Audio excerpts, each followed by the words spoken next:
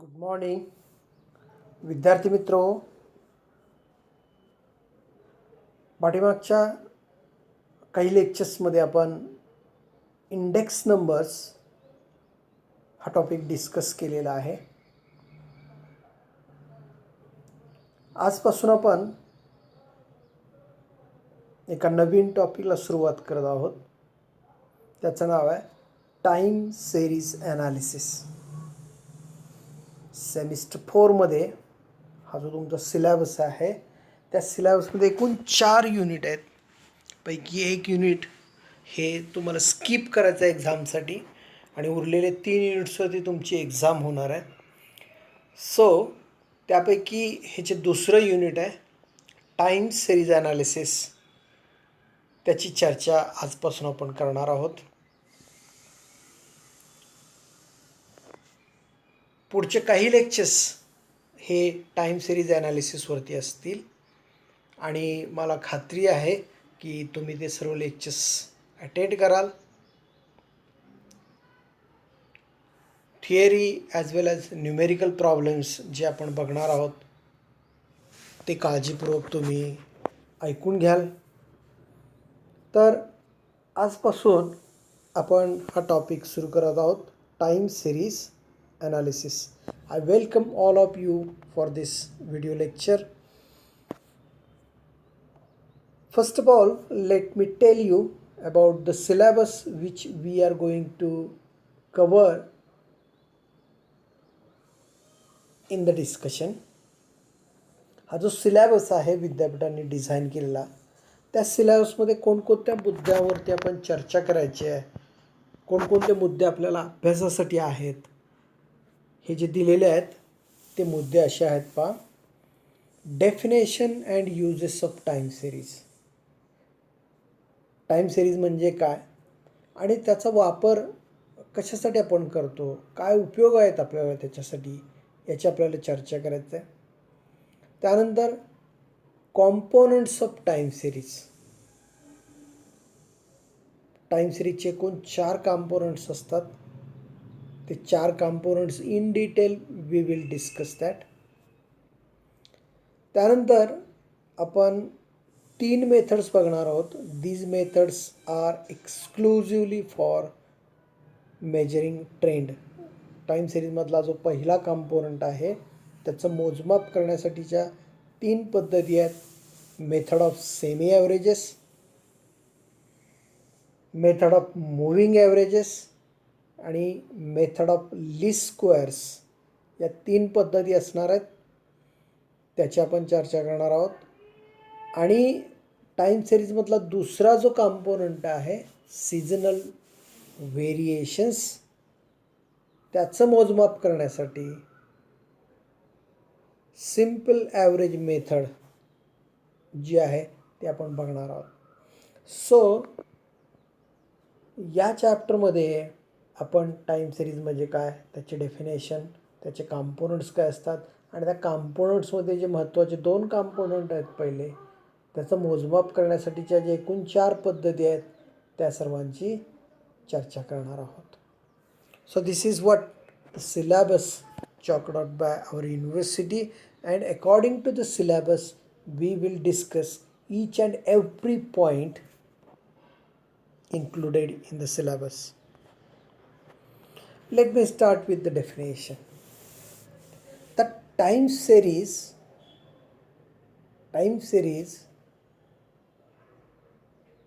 म्हणजे कोणत्या प्रकारच्या ऑब्झर्वेशन्सना, कोणत्या प्रकारच्या डेटाला आपल्याला टाईम सिरीज म्हणता येईल, त्याची ही डेफिनेशन आहे.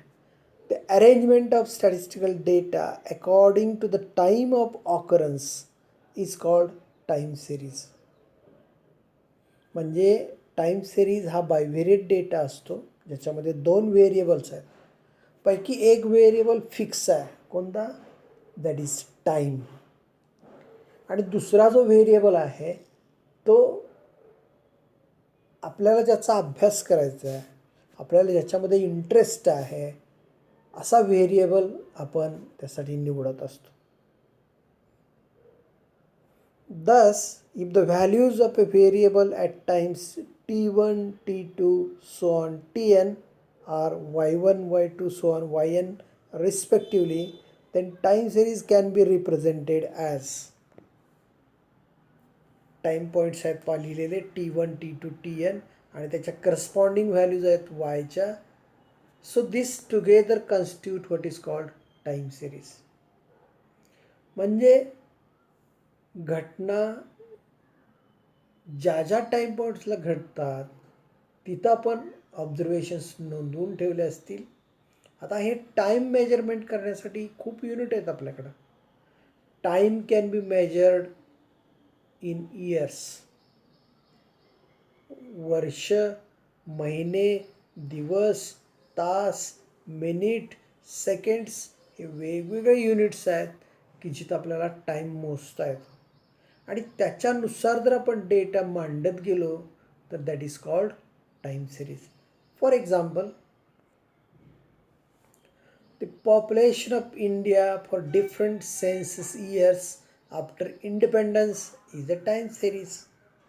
म्हणजे पहा, स्वतंत्र भारतामध्ये जेवढे काही सेन्सस झालेले आहेत त्याला आपण जनगणना असं म्हणतोय, ती दर 10 वर्षांनी होते आपल्या देशामध्ये.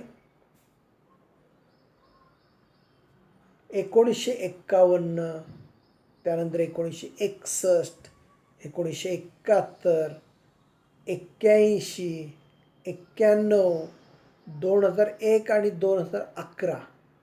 आता येणारी जनगणना ही 2021 साली, म्हणजे राईट नाव आत्ता सेन्सस व्हायला हवं होतं या वर्षामध्ये. पण due to the corona pandemic I think it will be postpone. संपूर्ण यंत्रणा त्याच्यामध्ये गुंतलेली असल्यामुळं ते सेन्ससची कारवाई सुरू नाही आहे. तर या ठिकाणी जे पॉप्युलेशन होतं म्हणजे 36.11 कोटी,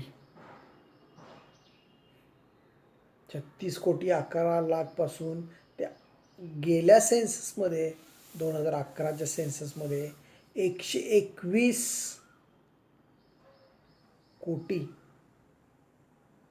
एवढी लोकसंख्या आपल्या देशाची. म्हणजे आता या ठिकाणी time it is measured in a decade. दर 10 वर्षांनी हा जो व्हेरिएबल आहे तो आपल्यासमोर येतो. So time of occurrence for the variable population it is a 1951. त्याच्यासमोर त्या व्हॅल्यूज मांडलेल्या आहेत. त्यामुळे आपण अशी डेफिनेशन केलेली आहे की the arrangement of statistical data according to the time of occurrence is called time series. आता उदाहरणार्थ हा व्हेरिएबल आहे तो आपण दर 10 वर्षांनी मोजतोय. पण काही व्हेरिएबल्स आपल्याला दर महिन्याला मोजावे लागतात. काही व्हेरिएबल्स आपण दर तासाला मोजू शकतो. काही व्हेरिएबल्स आपल्याला दर मिनिटाला मोजता येतात. तर अशा सगळ्या प्रकारच्या टाईम सिरीज तयार होऊ शकतात. आणि काही उदाहरणं या ठिकाणी you will see on your screen. Industrial production in different months of an year. एखाद्या वर्षामध्ये म्हणजे आता उदाहरणार्थ आपण असा विचार केला की 2018 साली दर महिन्याला महाराष्ट्रामध्ये औद्योगिक उत्पादन किती झालेलं आहे त्याची आकडेवारी मांडली आपण, तर वी विल गेट 12 फिगर्स. प्रत्येक महिन्याला एक. किंवा the number of births and deaths for different months of an year. म्हणजे दर महिन्याला झालेले मृत्यू किंवा दर महिन्याला झालेले जन्म याची आकडेवारी आपण एक वर्षभर मांडली. It becomes a time series. The sale of a departmental store in different months. For example, एखादा डिपार्टमेंटल स्टोअर आहे, से डी मार्ट सारखं किंवा एखादा मॉल असतोय, त्याच्यामध्ये दर महिन्याला किती सेल झालेला आहे त्याची आकडेवारी आपण मांडली. It becomes time series. आता उदाहरणार्थ इथे एक व्हेरिएबल घेतलेला पहा, इलेक्ट्रिसिटी कन्झम्पशन. आता इलेक्ट्रिसिटी आपण युनिट्समध्ये मोजतो बा, म्हणजे किती युनिट्स तुम्हाला इलेक्ट्रिसिटीची आवश्यकता असते. समजा एक दिवसभर आपण 24 आवर्स इलेक्ट्रिसिटी कन्झम्पशन काय आहे आपल्या स्वतःच्या घरामध्ये आपण त्याची नोंद जरी घेतली तर तुमच्या लक्षात येईल. दर एका तासाने इलेक्ट्रिसिटीचं जे मीटर आहे त्याच्यामधलं रीडिंग घेत चला. If you start at 00 means midnight 12 आणि तिथून दर एका तासाने तुम्ही आकडेवारी घेत गेला till the midnight of next day, तर तुम्हाला एकूण 24 आकडे मिळतील. मग तुमच्या लक्षात येईल की दर तासाला आपल्या घरामध्ये इलेक्ट्रिसिटी कन्झम्पशन काय आहे. निश्चितच हा व्हेरिएबल बदलत जाणार आहे, त्याच्या व्हॅल्यूज वेगवेगळ्या येणार आहेत. So it constitutes what is called time series. समजा आपण गेल्या 10 वर्षातलं शेतीतलं उत्पादन मांडलं, agriculture production in different years, ते पण मांडलं, it becomes a time series. एखाद्या ठिकाणचं कमाल तापमान, किमान तापमान हे एखाद्या आठवड्यासाठी 2 आठवड्यासाठी आपण मांडलं तर it becomes a time series. दर दिवशीचं तापमान ही it's a one number, it's the one value of the time series आणि it is repeated over weeks.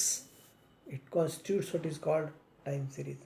त्यामुळे काही व्हेरिएबल्स हे आपल्याला काळाच्या ओघामध्ये, काळाबरोबर, वेळेबरोबर त्याचं बिहेवियर काय आहे याचा अभ्यास करायचा असतो आणि म्हणून त्या ठिकाणी टाईम सिरीज मांडली जाते.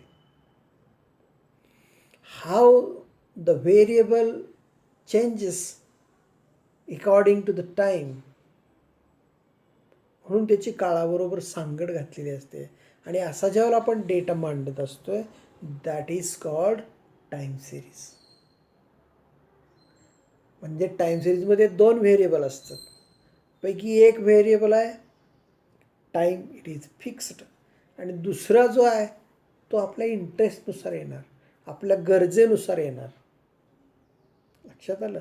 So it is basically time series data. पण याच्यामध्ये एक व्हेरिएबल ऑलवेज फिक्स आहे आणि तो कसा आहे, तो you can choose that variable. म्हणजे मी कुठल्या काळाचा अभ्यास करायचा आहे हे मी ठरवू शकतो, दॅट इज इंडिपेंडंट व्हेरिएबल. आणि दुसरा जो व्हेरिएबल आहे म्हणजे दरवर्षी झालेलं शेतीतलं उत्पादन, दर महिन्याला झालेलं औद्योगिक उत्पादन, दररोजचं टेम्परेचर काय आहे, तर हे जे व्हेरिएबल आहेत ते त्या टाईमवरती डिपेंडंट, त्यामुळं त्याला आपण डिपेंडंट व्हेरिएबल म्हणतो आहे. आणि अशा प्रकारचा डेटा आहे त्याला आपण टाईम सिरीज डेटा असं म्हणतो. ओके, सो आय थिंक ही डेफिनेशन तुमच्या लक्षात आले असेल. Let me repeat it. The arrangement of statistical data according to the time of occurrence is called time series. आणि time points are denoted by T1, T2 so on Tn. आणि व्हेरिएबलच्या व्हॅल्यूज they are Y1, Y2 so on Yn. आणि त्याची काही आपण इथं उदाहरणं पाहिलेली आहेत. ओके, सो कुठल्याही प्रकारचा डेटा तुम्ही मांडायचा प्रयत्न केला according to the time of occurrence, अर्थात हा टाईम ऑफ ऑकरन्स म्हणजे आता इथं आपण दरवर्षी घेतला असं काही नाही आहे. तुम्ही टाईम पॉईंट वेगवेगळा घेऊ शकतो. म्हणजे आता उदाहरणार्थ एखादी घटना 2 तासांनी घडते, परत ती 1 तासांनी घडते, परत ती अर्ध्या तासांनी घडते, परत ती 3 तासांनी घडते. असं जरी डेटा आपण मांडायचा प्रयत्न केला, नॉट नेसेसरली टाईम पॉईंट्स हे इक्विस्पेस्ड असायला पाहिजेत. म्हणजे प्रत्येकाच्यामध्ये समान अंतर असेलच असं नाही आहे, पण आपण अभ्यासाच्या सोयीसाठी म्हणून ते आकडे समान अंतरावर घेतो. म्हणजे दर महिन्याला, दर वर्षाला, दर मिनिटाला, दर दिवसाला हे जे आपण घेतो आहे ते आपल्या सोयीसाठी घेत असतो, कारण त्यांनी ॲनालिसिस करायला आपल्याला सोपं जाईल. सो आय थिंक ही डेफिनेशन तुमच्या लक्षात आली असेल. We will continue the discussion on time series in subsequent lectures also, but today we'll stop here. Thank you for listening this video lecture. See you tomorrow.